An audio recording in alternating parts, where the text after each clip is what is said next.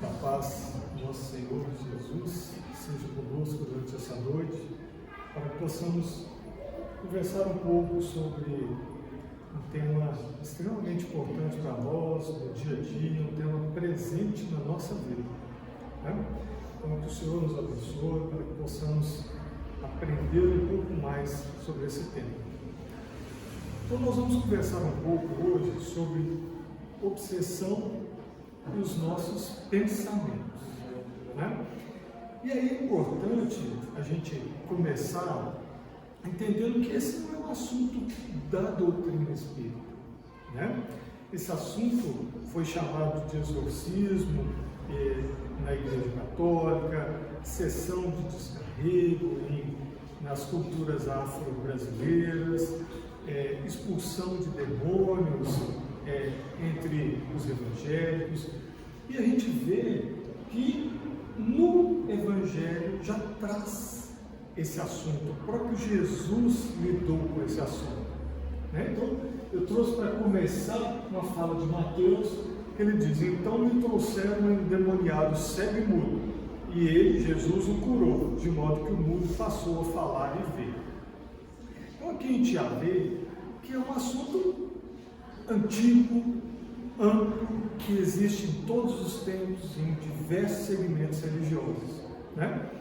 E para nós utilizarmos dentro da casa espírita, a gente pega Kardec, no livro dos Médiuns, capítulo 23, ele definiu a obsessão dessa maneira. A obsessão se caracteriza por o império que alguns espíritos sabem tomar sobre certas pessoas.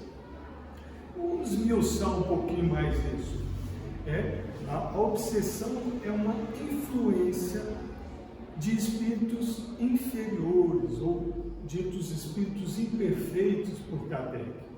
Porque obsessão não é comportamento de espírito nobre. Espírito nobre nos auxiliam, tentam nos influenciar. Se nós não lhes damos ouvidos, eles se retiram e esperam até que nós realmente nos coloquemos em posição de ser ajudados. Já espírito inferior, eles tentam nos influenciar, eles tentam nos prejudicar, e a obsessão se caracteriza por isso aí. É aquela coisa persistente, tenaz, que fica sem parar, que se repete. O obsessor, ele mantém aquele comportamento. Então não é a coisa de um dia de influência, é aquela coisa que se repete, que vai passando, que vai acontecendo, tentando nos influenciar, nos induzir a erro e ao mal, a comportamentos inadequados. Então, esse é o caminho do obsessor. E Kardec dividiu para nós, no livro dos Médiuns também, em obsessão simples, que é aquela onde o espírito ele não se esconde, ele tenta influenciar mesmo, ele tenta prejudicar, ele não faz questão nenhuma de dissimular ou de iludir, ele está lá, se mostra presente e tenta prejudicar. Né? A fascinação já é aquele espírito inferior que ilude, ele vai enganando, ele vai iludindo aqueles que eles querem influenciar, e vai aos poucos. Então é um espírito inferior, mas um espírito mais hábil, e sabe lidar com isso de uma maneira mais adequada. E a subjugação, onde há um constrangimento daquele em que o espírito está atuando.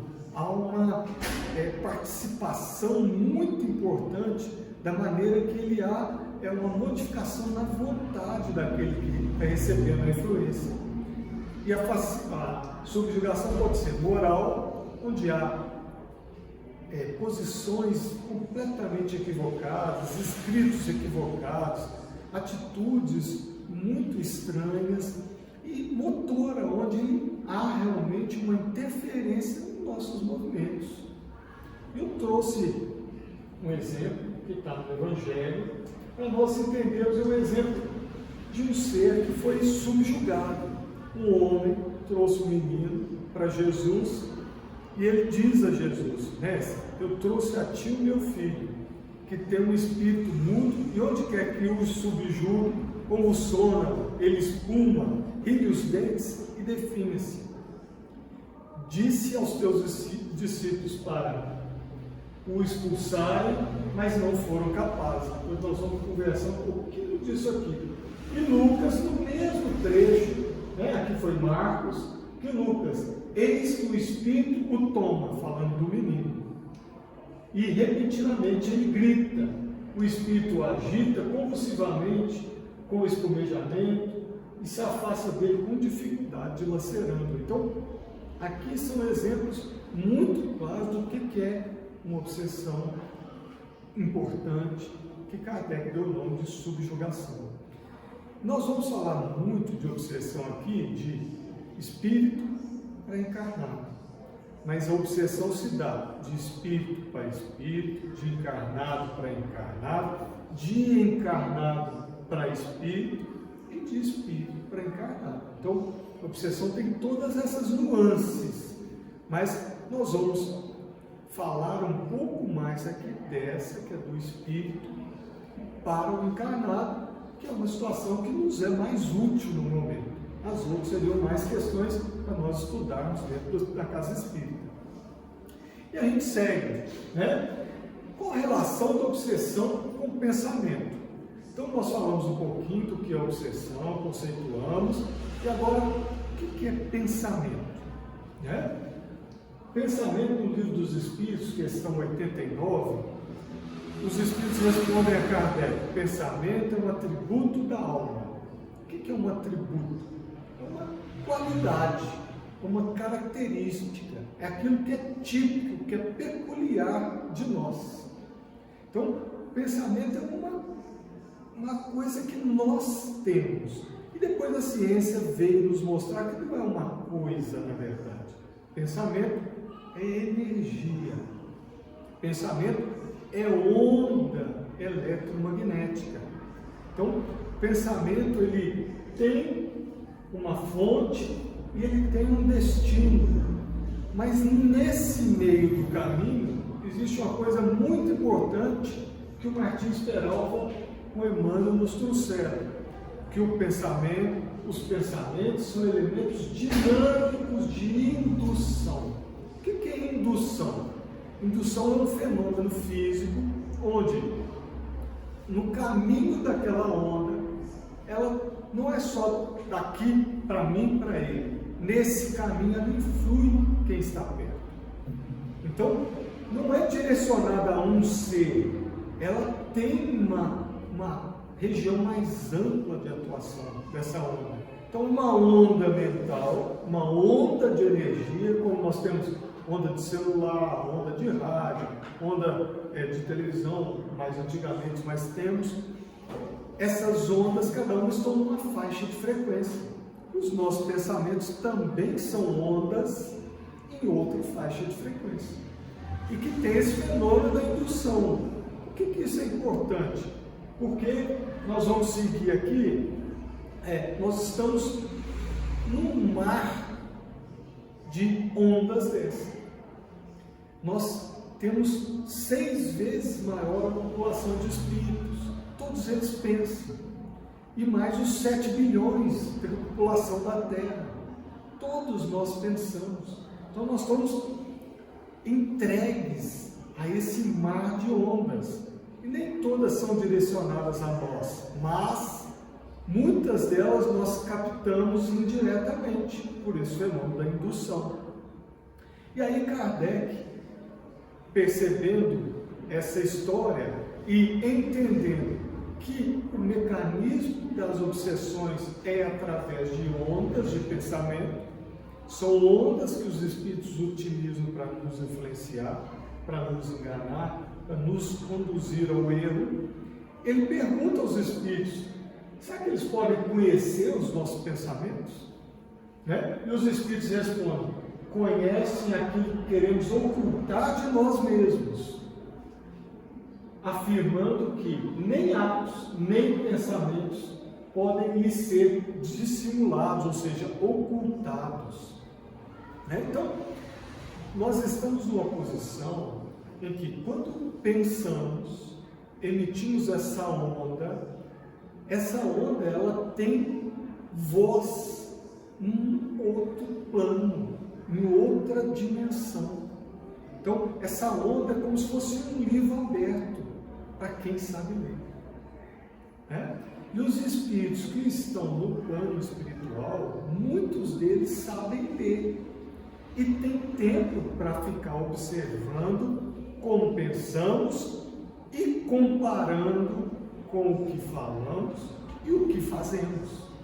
Então eles comparam a onda do nosso pensar, mesmo que nós não a exteriorizemos verbalmente, né, no plano material, mas eles percebem o que pensamos e conseguem ler, fazer uma leitura dessas ondas. Então, nós estamos numa posição onde nós somos observados, né? E aí é importante de nós termos vigilância, disciplina mental, porque nós podemos controlar o que emitimos e podemos selecionar o que chega em nossas mentes, né? E a gente chega um pouquinho para frente aqui. Eu até coloquei com uma outra cor, porque as ondas mentais se ajustam com as mentes afins. Porque às vezes nós temos a ilusão de achar que a obsessão é só aqueles que estão nos perseguindo. É o mal contra nós, coitado de nós. E não é isso que ocorre. Essas ondas, elas se ligam a nós, se sintonizam, se afinizam a nós, porque nossas mentes estão trabalhando naquela frequência. Então, no fundo, o problema não é do outro, daquele que nos persegue, daquele que quer nos influenciar. No fundo, o problema somos nós. Nós é que temos que vigiar, prestar atenção, ter vigilância de pensamento, não só nosso, mas os que nos chegam, para que a gente perceba o que é nosso e o que não é nosso. E aí eu trouxe 3 coisinhas para nós pensarmos. O discernimento. Nós só vamos conseguir discernir o que é meu e o que é influência se nós passarmos a observarmos nós mesmos. Qual é o padrão do nosso pensar? Qual é o padrão das nossas atitudes? Aí eu começo a me conhecer. Quando eu começo a me conhecer, eu vejo, esse pensamento não é típico das minhas atitudes. Ou eu começo a vigiar, essa atitude não é adequada. Eu preciso modificar o meu comportamento. E uma coisa extremamente importante são os intervalos mentais que Miramês, quando comentou essa questão 461 do Livro dos Espíritos, Miramês fez um comentário e ele falou dos intervalos. Sabe quais são esses intervalos? São aqueles momentos em que nós estamos mexendo no celular descuidadamente, vendo uma mídia social no computador, nós estamos arrumando a cozinha, lavando a louça, estamos dirigindo o carro, nós estamos arrumando a casa, estamos no sofá, entregues ao léu. Então esses são os intervalos mentais que são muito utilizados pelos espíritos que querem nos influenciar. Então a gente observar muito o que vem na nossa cabeça nesses momentos em que nós realmente estamos muito relaxados, despreocupados, e são momentos em que nós somos muito influenciados. E aqui muito importante nós lembrarmos do sono, nós nos prepararmos para dormir, porque o sono é um momento onde a gente tem muita atividade no plano espiritual. Se nós formos para a cama, tumultuados de ideias, com muitos desequilíbrios, com influenciações muito inferiores, nós vamos tender a nos sintonizarmos durante a noite com essa espiritualidade que quer nos prejudicar. E a gente segue um pouquinho, mas quais os motivos das obsessões? Porque a gente entende por que o espírito quer nos influenciar. Porque nós temos a tendência a pensar só nisso aqui. Eu fiz alguma coisa contra esse espírito na vida pregressa, por isso que ele me persegue. Mas olha, eu trouxe alguns motivos. Só um está ligado a perseguições por nossos inimigos espirituais. Todos os outros estão ligados aos nossos comportamentos. E olha lá, estilo de vida. Qual vida nós estamos levando? Que ambientes frequentamos? Temos vícios? Fumamos, bebemos, usamos droga? Qual é o nosso comportamento? Quais são as nossas atitudes com relação aos nossos sentimentos? O que nós cultivamos? Ambição, ciúme, ódio, rancor, impaciência, intolerância, egoísmo, somos orgulhosos. Então, como a gente viu no slide anterior, há uma sintonização com as mentes afins. Então, nós convidamos as nossas companhias espirituais através dos nossos estilos de vida, sexualidade desregrada e algumas vezes perseguições doutrinárias, espíritos que não querem que nós estejamos nesse ou naquele segmento religioso, seja onde nós frequentamos, não querem que nós nos direcionamos a esses ambientes, porque lá nós vamos ser orientados, nós podemos ser esclarecidos de determinadas coisas, e aí eles podem nos perseguir por isso. E também para impedir quando nós nos dedicamos, realmente eu preciso mudar isso. Mas espíritos que estão acostumados conosco agindo dessa maneira, às vezes não tem nada contra nós, mas gostam da maneira que nós agimos. Então aqui é um trabalho de vigilância, porque de inimigos de outras vidas é só uma das causas. Todas as outras dizem respeito à maneira com que nós lidamos com a vida, como nós pensamos, como nós agimos. Então aqui é preciso nós observarmos nossas atitudes perante a vida. Certo? E aí a gente segue. Bom, achamos o que é obsessão, observamos os pensamentos, olhamos um pouquinho sobre os motivos, e agora, como lidarmos com isso? Como lidarmos, como nos livrarmos dessas influências ruins? E aí nós vamos no Livro dos Espíritos de novo, questão 467. Tais espíritos só se ligam aos que solicitam os seus desejos ou os atraem por seus pensamentos. Essa é a resposta que os espíritos deram a Kardec sobre como se livrar dessas influências. Então, aqui a gente precisa entender que a maneira de se livrar dessas influências é nos evangelizarmos, é nos reformarmos. Para isso nós precisamos de vigilância, sim. Nós precisamos observar os nossos pensamentos, o que nos é próprio, o que não é, sim.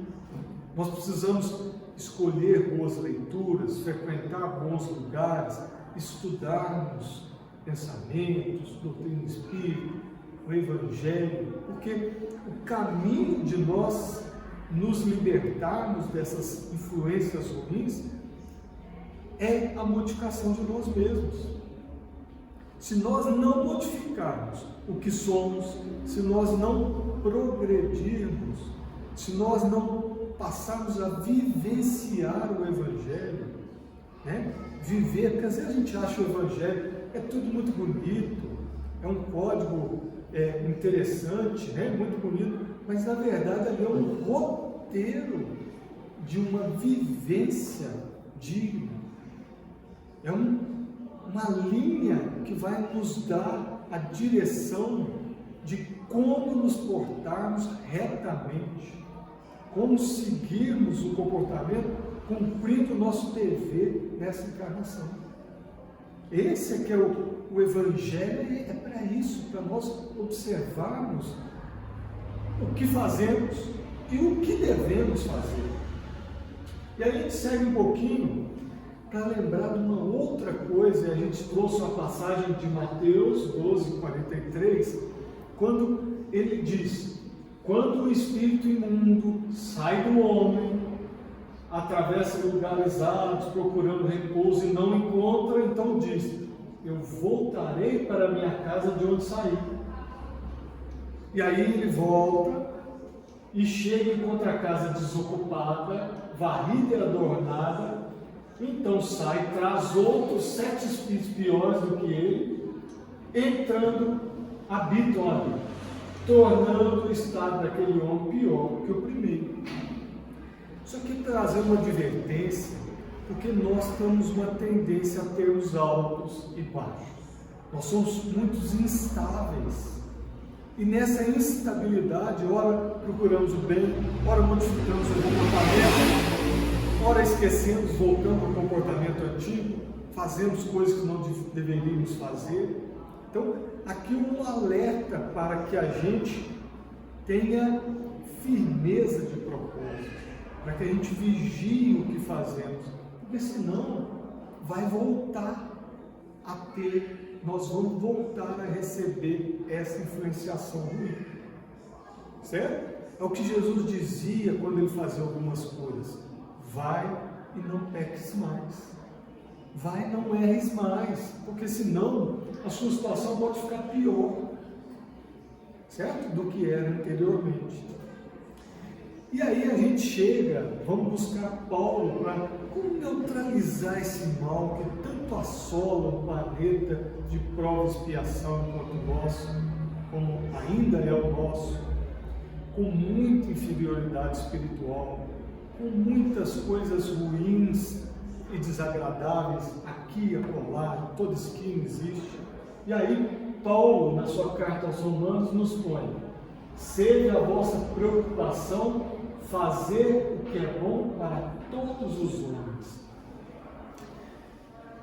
Então só há uma maneira da gente neutralizar o mal: fazer o bem, nos dedicarmos ao bem, nós orarmos pelos que nos perseguem, nós amarmos os nossos inimigos. E amar não é no sentido de ficar abraçadinho com pessoas que talvez nós não tenhamos muita afinidade, mas de nós não queremos o mal dessa pessoa, de nós não queremos prejudicar essa pessoa, de nós não emitirmos ondas mentais ruins e desequilibradas para aquela pessoa. Não é preciso ter um relacionamento próximo com aqueles que ainda nós não combinamos bem, mas ter um relacionamento respeitoso, digno com todos. E Paulo nos fazer o bem para todos os homens, independente de quem seja, não escolhermos quem nós vamos ajudar e quem nós não vamos ajudar. É esse que é o recado de Paulo. E eu trouxe um outro aqui, que é um grave problema nosso. Peço a todos e a cada um de vós que não tenha de si mesmo um conceito mais elevado do que convém. Ainda semana passada nós comentávamos nessa parte de Paulo, porque ele está nos conclamando a humildade. Nós precisamos nos amar, mas cuidado para não termos um conceito muito elevado, porque nos amar é muito importante, mas quando nós passamos a ter um conceito muito elevado, nós passamos a cultivar o orgulho. E um problema muito sério de um planeta de prova e expiação é orgulho e egoísmo. Então, é um convite e um alerta de Paulo lá há 2000 anos, que encontra mais vivo do que nunca hoje, para a gente observar como nós lidamos com a nossa vaidade. Esse é o convite de Paulo, para nós nos analisarmos. E aí a gente segue um pouquinho, vamos trazer Leon Denis, no livro Depois da Morte, onde ele traz um grande benefício que nós podemos ter, que é a prece. E aí eu trouxe a definição de Leon Denis, que foi um grande divulgador da doutrina espírita, que é uma definição muito bonita, que ele diz: o que é a prece? A prece é uma elevação acima de todas as coisas terrestres. É um ardente apelo às potências superiores, um impulso, um voo para as regiões que não são perturbadas pelas agitações do mundo material, e onde o ser bebe as inspirações que lhe são necessárias. Então a prece é aquele momento da gente se eleva acima disso tudo que está aqui nesse planeta. O que a gente busca nos conectarmos com seres elevados que vão nos inspirar coisas boas. Esses seres estão ao nosso lado, nossos mentores, aqueles que nos gostam, aqueles que trabalham para o bem, estão ao nosso lado, mas nós precisamos nos colocarmos em posição de receber essas inspirações serenamente, nos entregando a essas boas influências, saindo do agito, das coisas terrestres, para que a gente seja inspirado pelo alto. E para a gente finalizar, eu vou trazer uma prece, para a gente finalizar com uma prece, já que estamos falando da importância da prece, a importância até de orar por aqueles que nos perseguem. É uma maneira muito importante de nós diminuirmos a vontade daqueles de nos perseguirem.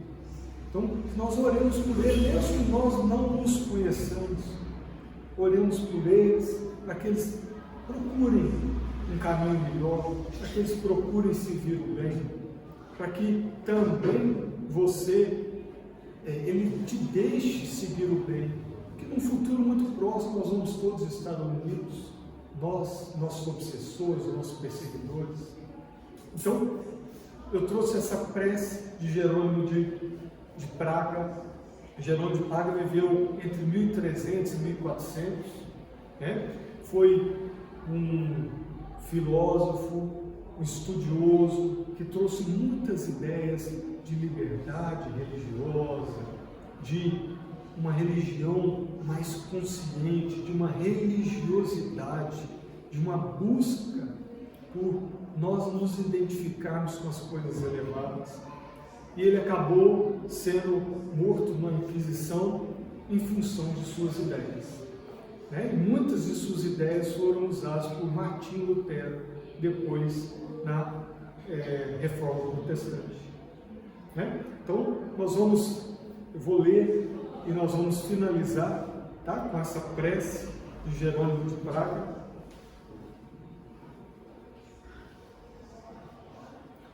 E ele nos diz: meu Deus, vós que sois grande, que sois tudo, deixai cair sobre mim, humilde, sobre mim. Eu, que não existo, senão pela vossa vontade, um raio de divina luz.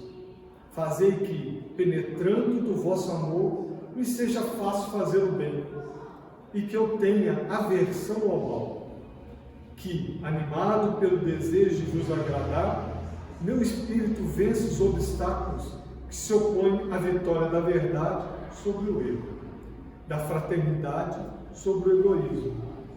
Fazei que, em cada companheiro de provações, eu vejo um irmão, assim como vedes um filho em cada um dos seres que de vós emanam e para vós devem voltar.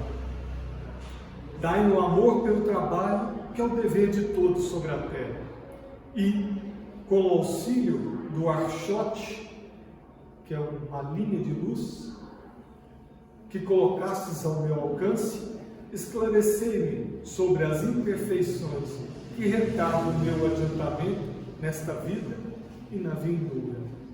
Então a gente vê um ideal, né, de crescimento do ser.